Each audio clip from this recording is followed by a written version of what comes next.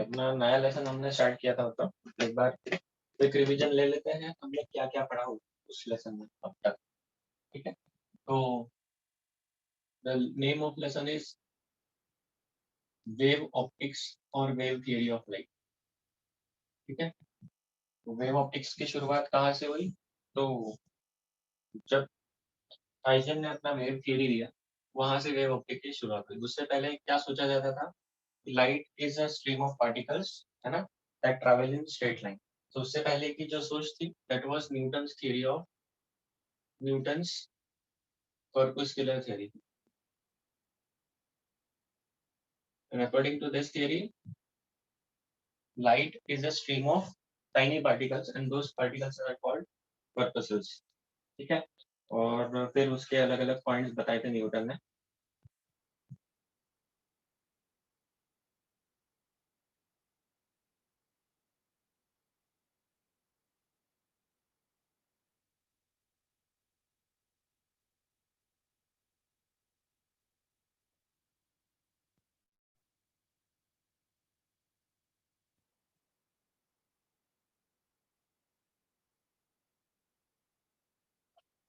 तो ये हमने पढ़ लिया था। क्या क्या पॉइंट्स से एक बार याद कर ले।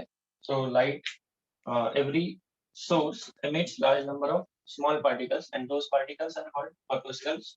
These particles are tiny, they are very small, they are rigid, they are weightless and elastic. Elastic का मतलब है they can bounce back without losing their kinetic. ठीक है, ये हो गया इसके बारे में, corpuscles के बारे में। Then different color of light is due to different size of corpuscle. Newton को पता था कि light is made up of 7 colors at that time. So उस हिसाब से जो कलर्स हैं, 7 colours, so they are due to different sizes of this corpuscles. उसके बाद बताया गया कि जब ये corpuscle हमारे रेटिना पे आएंगे, so we can see objects. तो इट इज टू लाइट और due to this corpuscles that we can have the sensation of vision. और दूसरा इसमें क्या बताया कि this corpuscles travels in straight line। ठीक है, तो इससे जो रिफ्लेक्शन का कंसेप्ट था वो अच्छे से एक्सप्लेन कर पाए। Reflection was explain, reflection of light was explain, ये फेनोमेना है। उसके बाद रिफ्रैक्शन एक्सप्लेन हुआ इस थ्योरी से। एंड बस ये दो फेनोमेना थे जो बहुत अच्छे से एक्सप्लेन हो पाए। देन जो 7 कलर्स है जिसको हम लोग बोलते हैं dispersion, that was also explain. इस थ्योरी का एक कंक्लूजन निकला था that light travels faster in denser medium,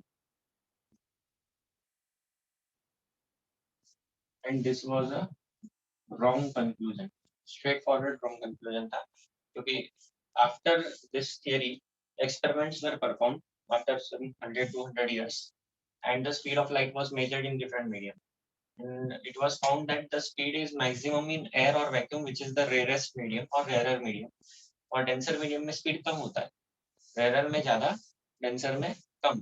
लेकिन इस थियरी में उल्टा बताया कि डेंसर में ज्यादा होगा। So this was a wrong conclusion given or wrong statement given in this theory. ठीक है, so ultimately this theory had lot of problems, lot of drawbacks. So this theory was later on discarded और फिर आया नया theory given by Huygens, because Huygens believed कि भाई light जो है वो particles का stream नहीं है। क्यों नहीं है? So what he thought, let us say my light source is made up of those large number of particles. ठीक है, ऐसा जो मेरा लाइट सोर्स है वो उन पार्टिकल से बना हुआ है। उसने सोचा चलो पार्टिकल से बना हुआ सोर्स सोचते हैं इस तरह से। अब जब लाइट सोर्स में से लाइट निकलेगा मतलब ये पार्टिकल्स निकलेंगे, तो ये एक पार्टिकल निकल गया, फिर ये दूसरा पार्टिकल निकल गया, फिर ये तीसरा निकल गया, फिर ये नेक्स्ट वन निकल गया, फिर ये वाला निकला, फिर ये वाला भी निकला, फिर ये भी निकले।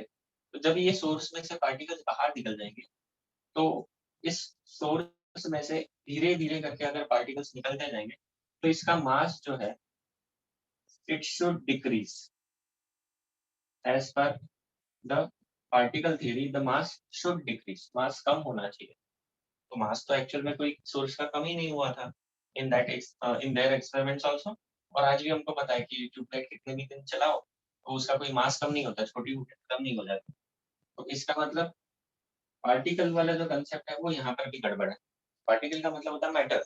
मैटर अगर निकल रहा है किसी चीज में से तो उसका मास कम होना चाहिए, तो ऐसा कुछ हो नहीं रहा है। तो मैटर आया कहाँ से? अगर कुछ भी कम नहीं हो रहा है तो मैटर कहाँ से आया? तो that was the you can say drawback of Newton's theory. So ये हो गया फर्स्ट थ्योरी जो हमने कल स्टडी किया था। आज हम लोग वेव थ्योरी ऑफ लाइट को ज्यादा डिटेल में पढ़ेंगे। हमने इसके पोस्टुलेट्स कल पढ़े थे, एक बार याद कर लेते हैं what are the postulates of wave theory. So पहला जो पॉइंट हमने देखा था इसमें, अकॉर्डिंग ये थ्योरी किसने दिया था? It was given by Christian Huygens.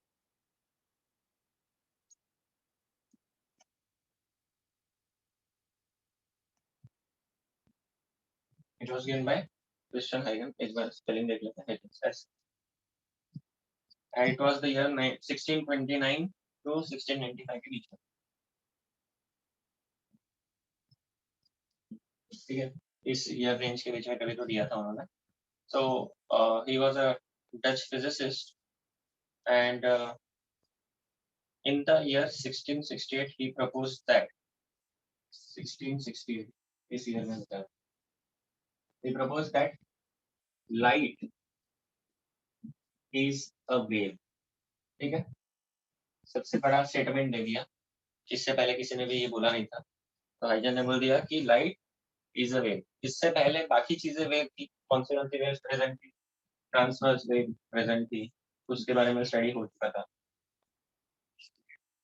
longitudinal waves were also studied at that time।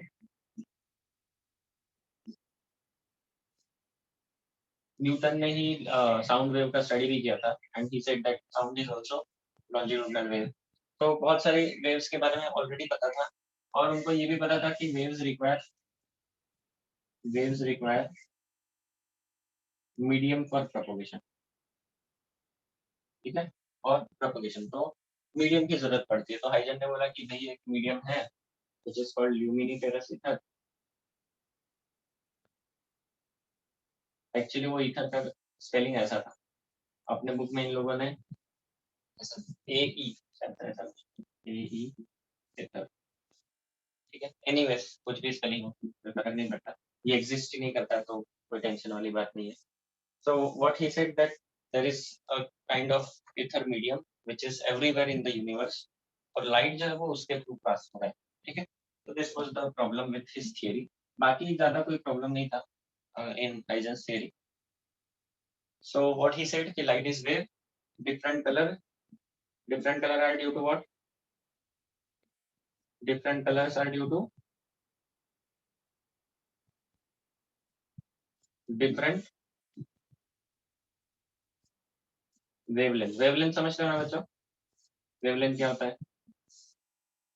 हाँ या नहीं? ठीक है, तो ये बताया गया। फिर जब लाइट जो है वो मीडियम से ट्रेवल करेगी, तो जब अगर मीडियम चेंज होगा तो स्पीड ऑफ लाइट चेंजेस। तो speed of light is different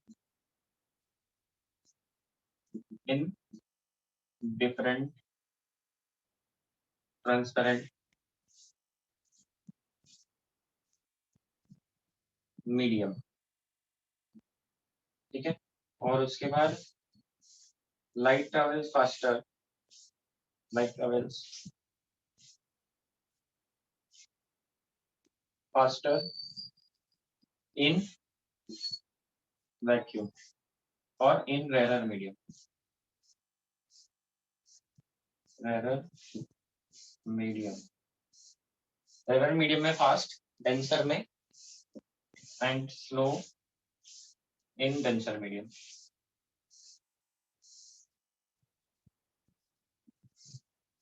denser medium में स्पीड कम होगा लाइट का, ये बताया गया। तो ये हो गया उसका थियरी। देन थियरी बस इतना ही नहीं था, these are the postulates for the theory के कुछ स्टेटमेंट्स है। इस पर फिर पूरा थियरी डेवलप किया गया, तो अब हम लोग उस थियरी को और डिटेल में पढ़ेंगे। तो हमें पता है कि light is an electromagnetic wave, है ना? और जो वेव है उस लाइट के बारे में भी पढ़ लेते हैं, रियल फैक्टर थियरी पे जाएंगे हम लोग।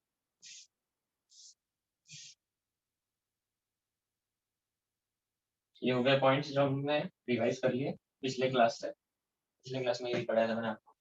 सो सेकंड थियरी था हमारा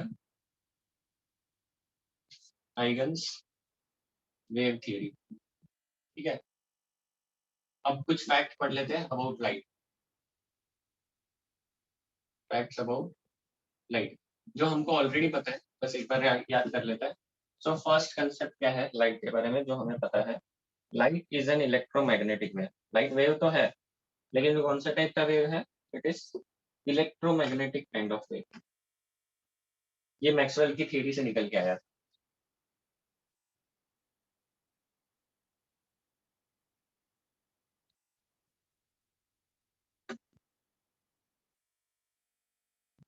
ठीक है। सो कुछ important points, light is an electromagnetic wave, ठीक है। पहला लाइट के बारे में फैक्ट जो हमें पता होना चाहिए,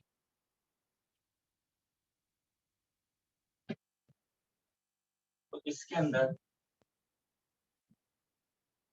it is transverse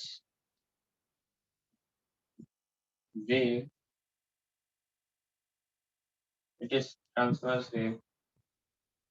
Light consists of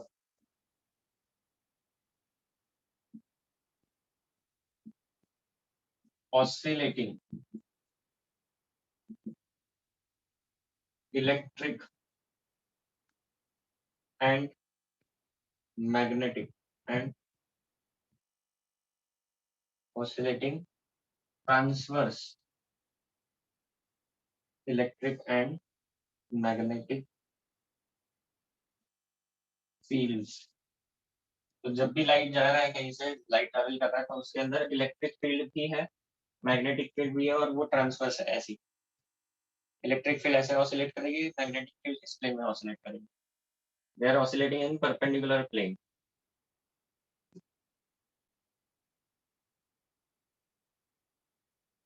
Fields oscillate in perpendicular planes, ठीक है। तो यहाँ पर जनरली होता क्या है, when wave travels through a medium, the particles of the medium oscillate. लेकिन लाइट के केस में क्या हो रहा है, लाइट के खुद का ही वो लाइट खुद ही इलेक्ट्रिक और मैग्नेटिक फील्ड से बनी है, और वो इलेक्ट्रिक और मैग्नेटिक फील्ड ही ऑसिलेट कर रही है। तो कोई मीडियम की यहाँ पर जरूरत नहीं है, मीडियम के पार्टिकल ऑसिलेट नहीं करते हैं, है ना। लाइट जब ट्रेवल करती है तो वहां पर इलेक्ट्रिक और मैग्नेटिक फील्ड्स ऑसिलेट करती है, instead of particles oscillation that is field oscillation. ये फर्क है लाइट के वेव में और बाकी जो नॉर्मल वेव्स होती है, मैकेनिकल वेव्स, उनमें, उसमें और इसमें ये बड़ा फर्क है। तो सिंस इसमें पार्टिकल है ही नहीं, पार्टिकल्स वाइब्रेट नहीं कर रहे हैं, तो medium is not required. Material medium is not necessary for propagation of EM wave और लाइट के प्रोपोगेशन के लिए अपने को मीडियम की कोई जरूरत नहीं है। फिर और कुछ चीजें, द स्पीड, स्पीड के बारे में हम लोग क्या बोल सकते हैं, speed of light in vacuum is 3 × 10⁸ metre per second. Exact value 2.99 something है, बट हम लोग इसको ऐसे ही याद रखेंगे। In other transparent medium speed is less is less than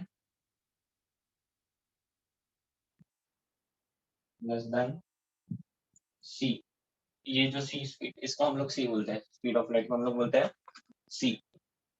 ठीक है, तो बाकी मीडियम में उससे कम होगी। एयर में अप्रोक्सीमेटली इसी के आसपास होती है स्पीड, इसलिए हम लोग एयर को भी यहाँ पर वैक्यूम की जगह कंसीडर कर सकते हैं। उसके बाद the ratio of speed of light, ये पॉइंट्स लिखते चलो, in medium to the speed of light in vacuum, speed of light in vacuum, vacuum to the speed of light in medium is refractive index, is called refractive index. So refractive index is defined as, ये symbol हम लोग कई जगह use करते हैं but relative, refractive index is defined as speed of light in vacuum divided by speed of light in medium. Since speed of light is greater than the speed of light in medium, so this ratio numerator is always greater than denominator, so the number will be greater than 1. Okay, this number is always greater than or equal to 1. ठीक है, air के case में दोनों बराबर होंगे तो 1 हो जाएगा एयर या वैक्यूम में। लेट अस से वाटर ले लेंगे तो वाटर में स्पीड है 2 into 10⁻⁸, एयर में स्पीड है 3 into 10⁻⁸, डिवीजन करोगे तो 3/2, 1.5 which is greater than 1. तो it is always equal to or greater than 1, less than 1 नहीं होता है refractive index for by this definition. ठीक है, this is called absolute refractive index. This is also called absolute refractive index. ठीक है, तो ये 1 से बड़ा नहीं, तो ये 1 से छोटा नहीं होता है absolute refractive index. So refractive index is C/V.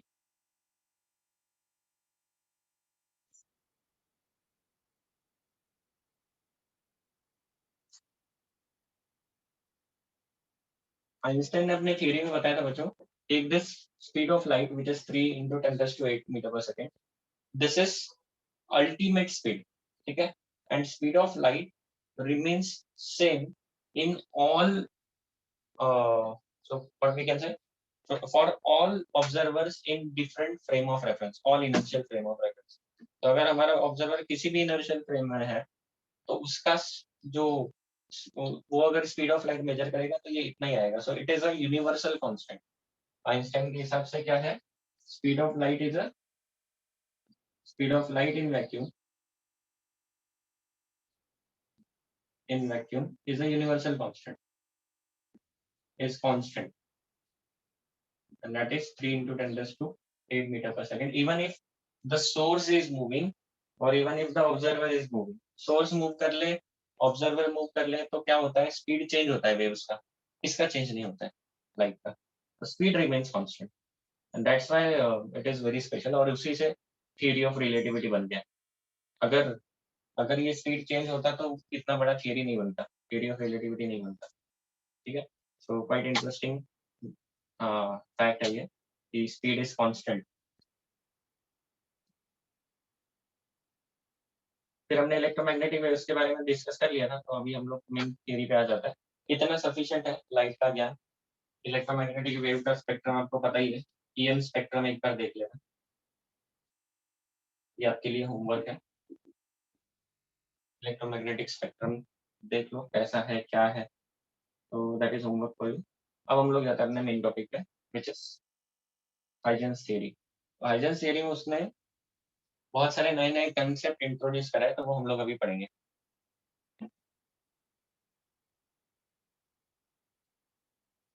ये सभी का हो गया, लिख के देखो तो मैंने तो ये भी कर दिया, हो गया क्या देखो।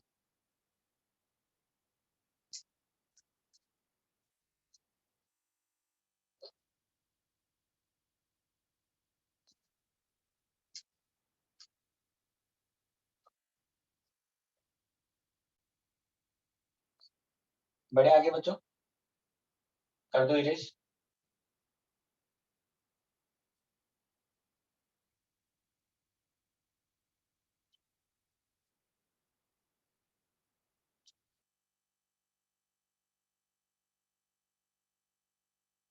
चलो अभी अपन जाते हैं मेन टॉपिक पे, जस्ट हाइजेंस थ्योरी, जिसमें उन्होंने बहुत अलग अलग नए नए कंसेप्ट इंट्रोड्यूस किए। उसमें से पहला कंसेप्ट जो है, first concept in Huygens theory,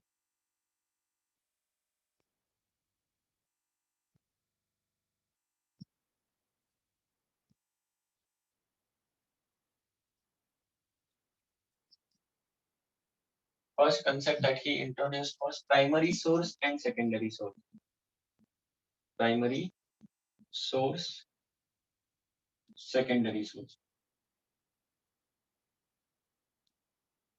ठीक है, तो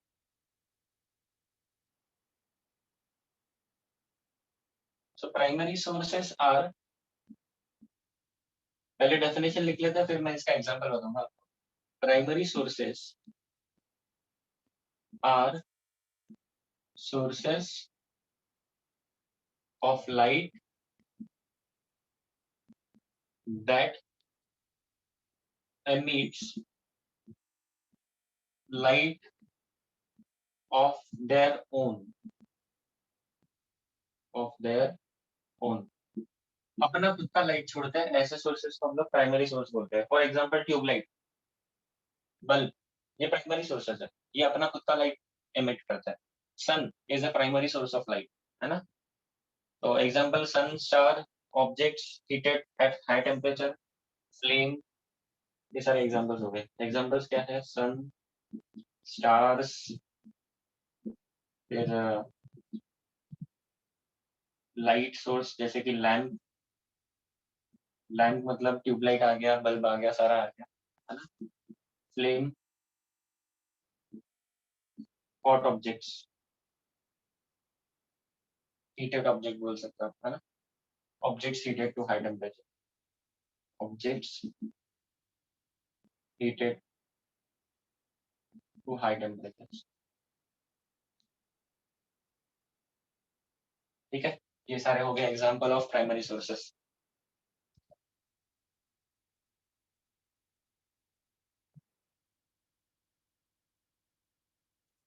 जैसे हमारा ट्यूबलाइट हो गया, टीवी हो गया, ये भी मोबाइल फोन है, फ्लैश लाइट है, ये सारे प्राइमरी सोर्स है। फिर और भी है, जैसे कि फायर क्रैकर्स, पटाखे, है ना। न्यूक्लियर एनर्जी जनरेटर में भी लाइट बनती है ना। बॉम्ब्स हो गए, जो भी हमारे एक्सप्लोजिव्स है, उन सब में से लाइट निकलते हैं। ये these are all sources. Now secondary sources, ये हो गया प्राइमरी सोर्सेस। सेकेंडरी सोर्सेस जिनका खुद का लाइट नहीं है। प्राइमरी सोर्सेस वो जिनका खुद का लाइट है और वो दे रहा है दूसरों को, है ना। वो किसी एक एनर्जी को कन्वर्ट करके आपको लाइट दे रहा है। फॉर एग्जाम्पल ट्यूबलाइट जो है, it is taking electrical energy and converting that energy to light. तो वैसे ही secondary sources are those sources which do not produce light of their own। secondary sources, ये लिखते चलो, sources are sources which do not produce light of their own। खुद का light नहीं बनाएंगे, ठीक है, but receive light from some other source, but receive light from some other source, receive light from some other source and either reflect or scatter it around, and either reflect or scatter it around। ठीक है, इसका example समझेंगे तो आपको बहुत अच्छे से ये कंसेप्ट ध्यान में आएगी। लिख लो पहले। जैसे कि मून और प्लैनेट्स हैं, उनको खुद का सोर्स नहीं होता, खुद का लाइट नहीं होता है, फिर भी मून की लाइट से हम लोग कई बार देखते हैं कि काफी ज्यादा अर्थ पे लाइट हो जाता है because of moon light. even we can see the planets because of their light, so they are secondary sources of lights. So let us write the examples here. Examples कौन से हैं? Planets, moon, ठीक है? क्या इतना ही है कि नहीं, और भी है? Objects like humans, animal, planets also reflect light, है ना? So that's why we are also secondary source of light. ठीक है? Most secondary sources are extended sources. ये भी एक important point है, ये लिख के रखो. Most secondary sources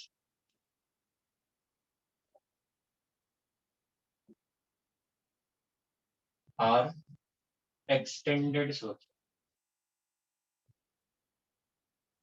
ठीक है? एक्सटेंडेड का मतलब है बड़ी साइज के, या फिर जिसको हम लोग पॉइंट सोर्स नहीं बोल सकते, वो एक्सटेंडेड सोर्स। ठीक है? पॉइंट सोर्स क्या होता है, स्कूल में आपने पढ़ा होगा, star is a point source, while planet is an extended source.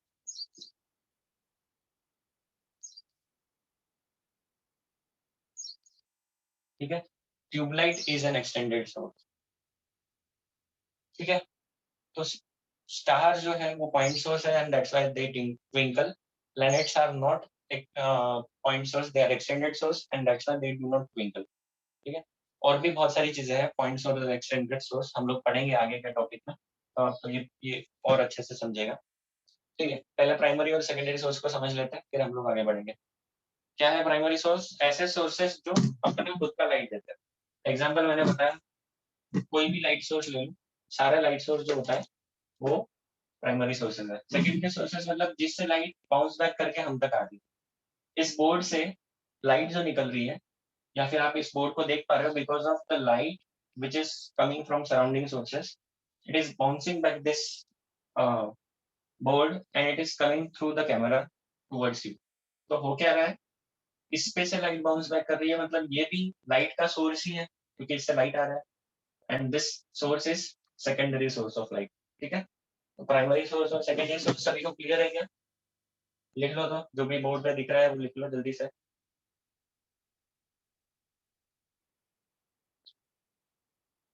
इसमें कुछ अगर दिक्कत है, डाउट है तो पूछो। आज मैं क्लास करूँ दोपहर को 1 बजे के बाद से, तो आप आ सकते हो।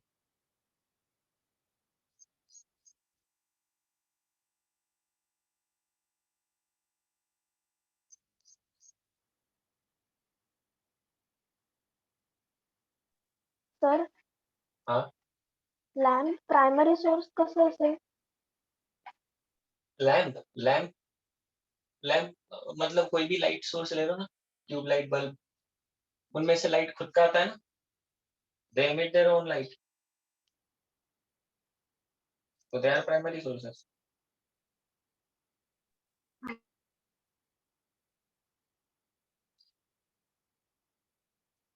Candle is also primary source, है ना?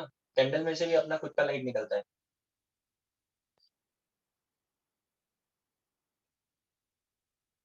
सर हाँ सर तो ब्लैक होल को कौन से सोर्स में डालेंगे, क्योंकि वो तो लाइट को एब्जॉर्ब भी कर लेता है ना 100%। हाँ, तो उसको हम लोग सोर्स नहीं ना बोलेंगे। सोर्स का मतलब क्या है कि एक तो लाइट अपना खुद का एमिट करे या दूसरे किसी का लाइट दे दे।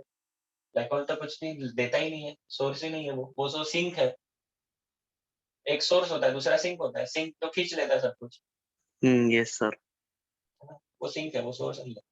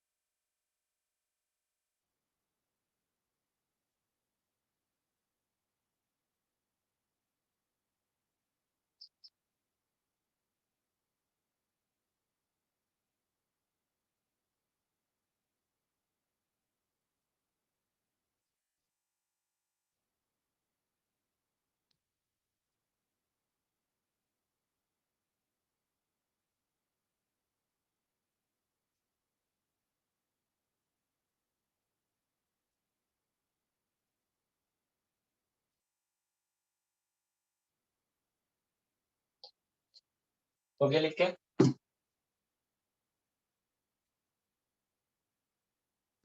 ओके, तो अभी इसके और एग्जांपल्स देखते हैं। ये हो गया प्राइमरी सेकेंडरी सोर्सेस।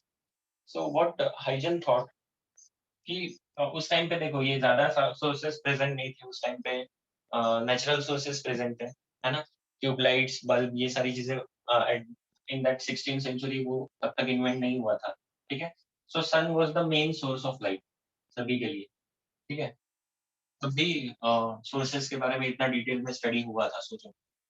और ऑब्जेक्ट से लाइट निकलता है, ये सारा तब भी पता था उन लोग को, ठीक है? तो अभी I give you one example.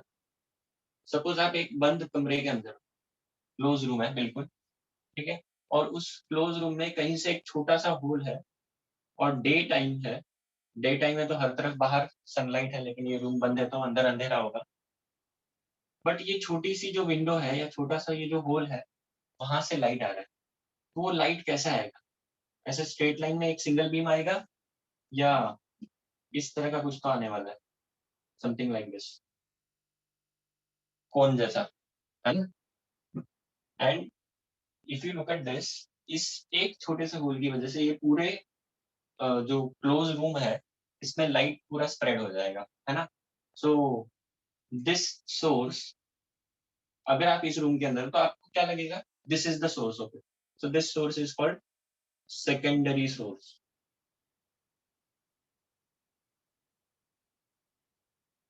ठीक है? और जब लाइट किसी सोर्स से निकलता है तो वो हर डायरेक्शन में प्रोपोगेट करता है।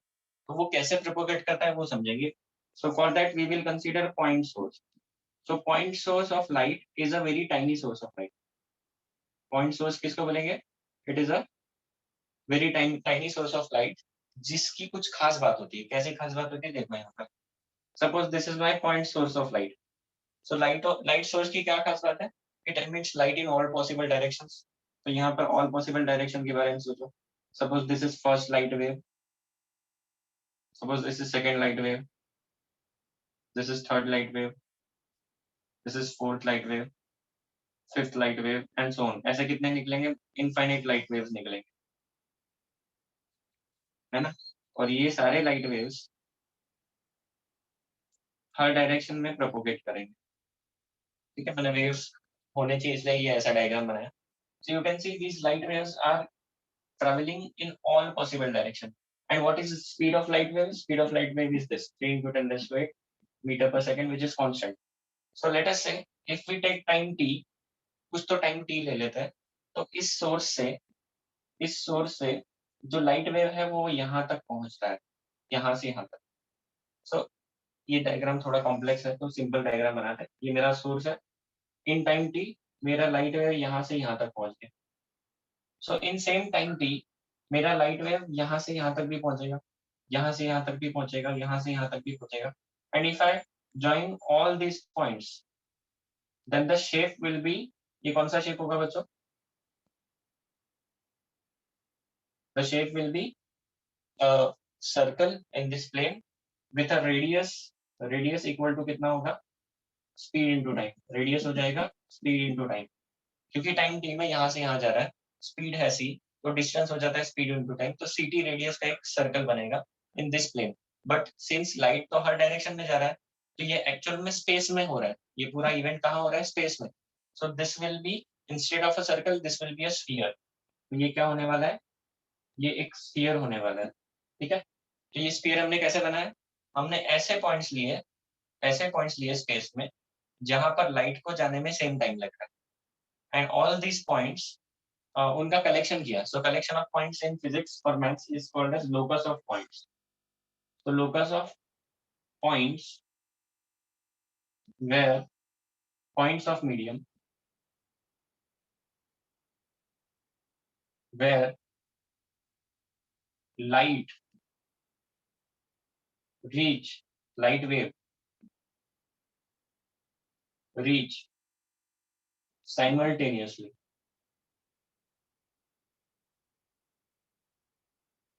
and in phase, in same phase,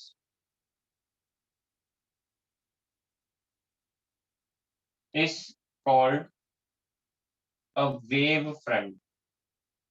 यहाँ पर एक और नया कंसेप्ट आ गया आपके लिए। क्या कंसेप्ट आया? Wave front.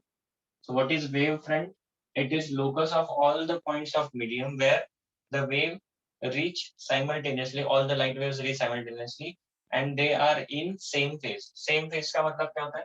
अगर ये मेरी वेव है ऐसी, ये पॉइंट पर रीच कर रही है ऐसे, तो अगर मेरी दूसरी वेव यहाँ पर आ रही है ऐसे सेम पॉइंट पे, तो उसका भी सेम फेज होना चाहिए। ये सेम फेज में वेव है।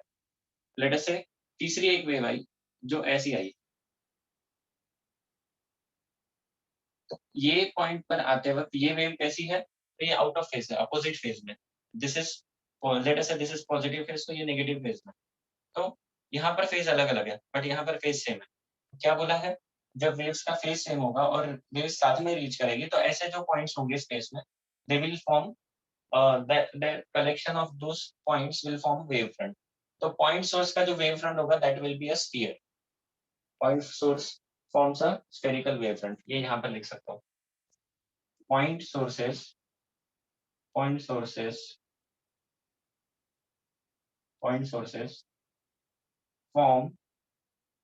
spherical wavefront. ठीक है? इस wavefront को हम लोग देखेंगे अभी एक एक्सपेरिमेंट में। Obviously लाइट को देखा नहीं जा सकता, बट कुछ बहुत एडवांस अगर इंस्ट्रूमेंट हो तो ये स्फेरिकल वेवफ्रंट्स को देखा जा सकता है, या फिर एटलीस्ट वेवफ्रंट्स को देखा जा सकता है।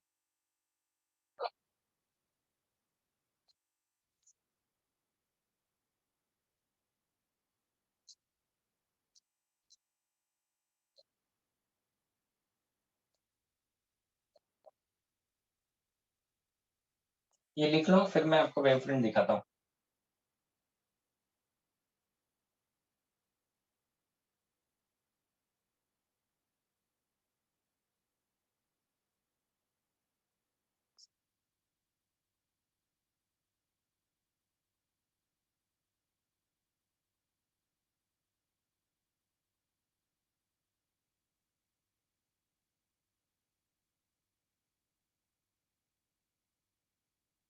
लोकस का मतलब होता है कलेक्शन ऑफ पॉइंट्स, है ना, ग्रुप ऑफ पॉइंट्स।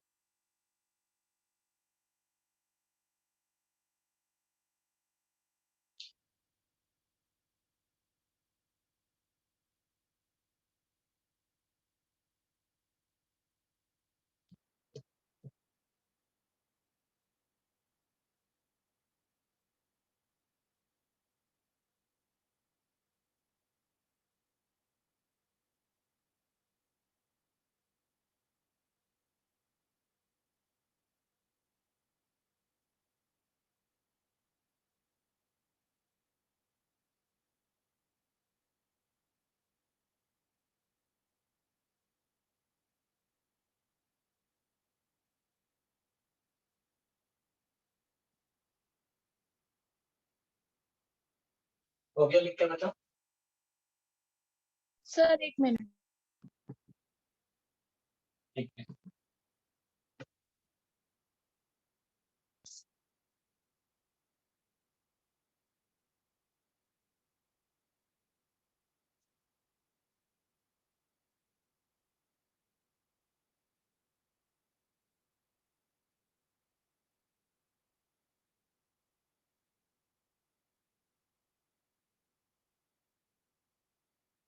हो गया सर। अभी मैं आपको वेव फ्रंट्स दिखाता हूँ अलग अलग वेव्स के। पहले वाटर वेव के वेव फ्रंट देखेंगे, फिर लाइट के वेव फ्रंट देखेंगे। ठीक है, तो मैं ये वीडियो ही दिखाने वाला हूँ आपको स्क्रीन शेयरिंग करके।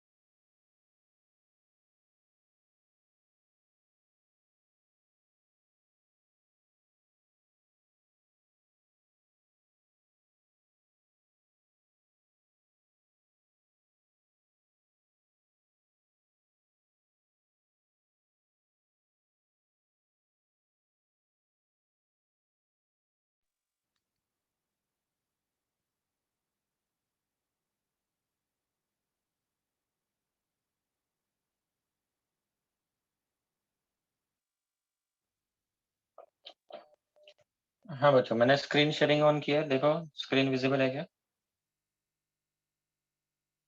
Yes sir. ओके, तो ये एक वीडियो है। एक्चुअली ये पूरा वीडियो मैं आपको बाद में दिखाने वाला हूँ, बट अभी वेव फ्रंट्स दिखाना है, इसलिए मैंने इसका एक पार्ट दिखाया।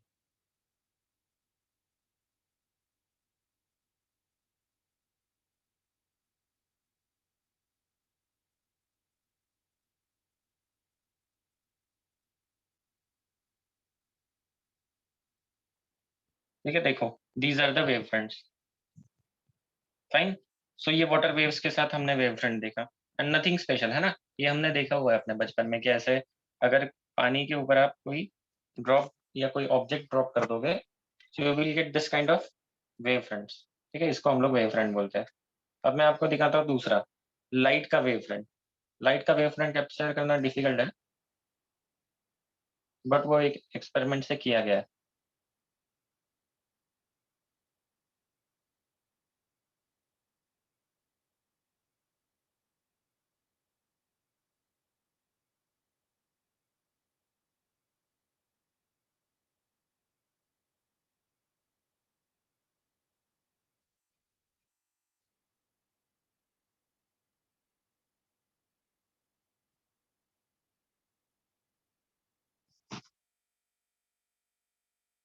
यस,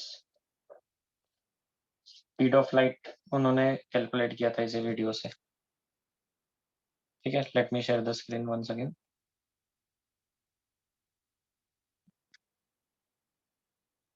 ओके, तो ये एक्सपेरिमेंट था, एमआईटी ने किया हुआ है अराउंड 9 years अगो।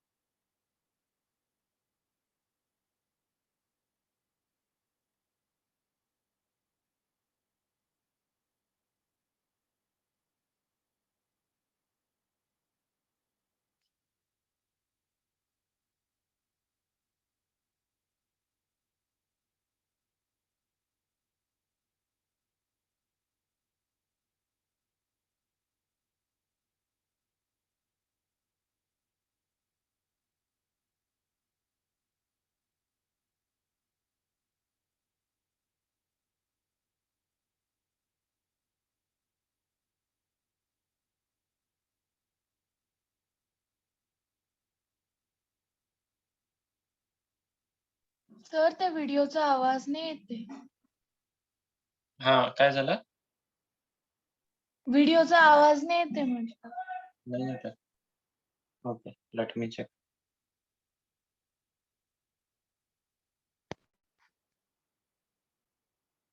ओके, आता येईल आवाज, परत दाखवतो वाटल्यास।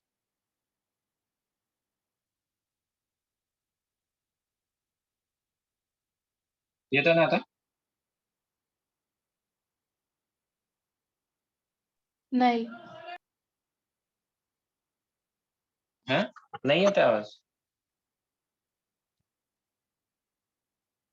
एक मिनिट, परत शेअर करतो।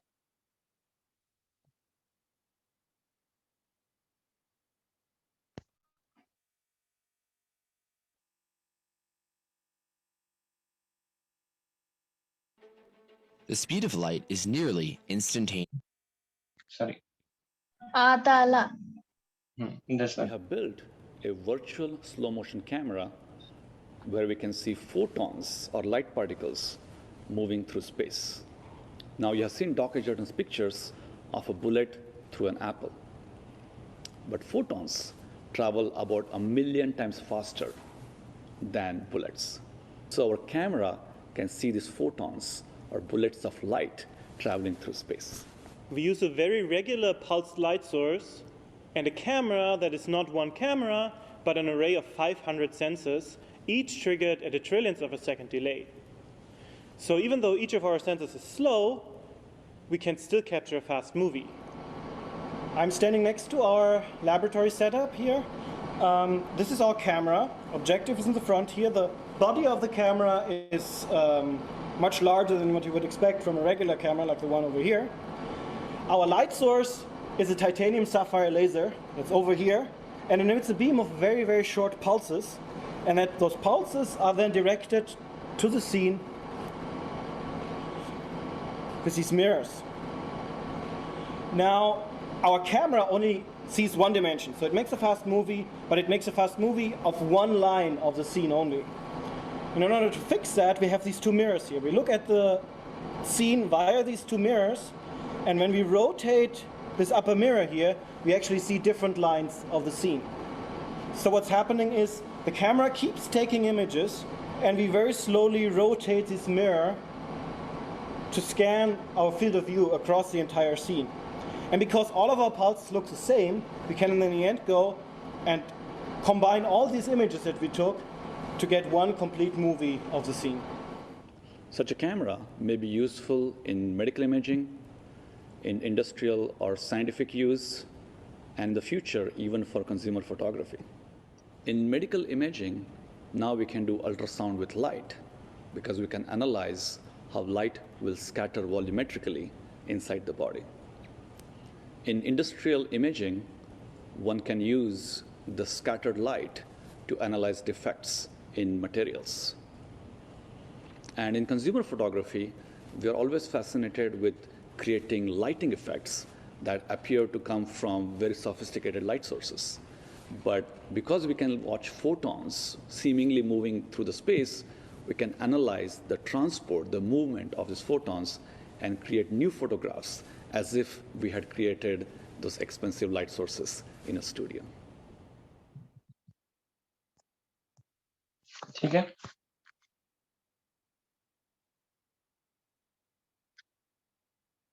So this was that light source, है ना?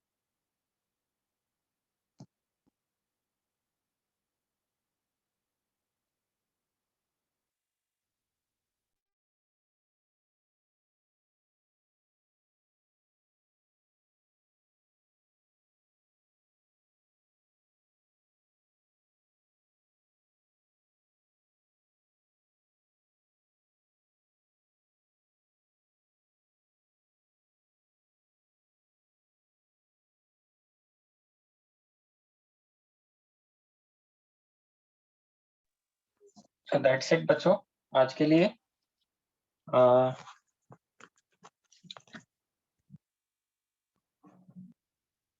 ठीक है, आज के लिए आप वेव फ्रंट कंसेप्ट दिमाग में रखो कि लाइट का भी वेव फ्रंट सेम दिखता है जैसा अभी उस वीडियो में दिखाया हम लोग ने.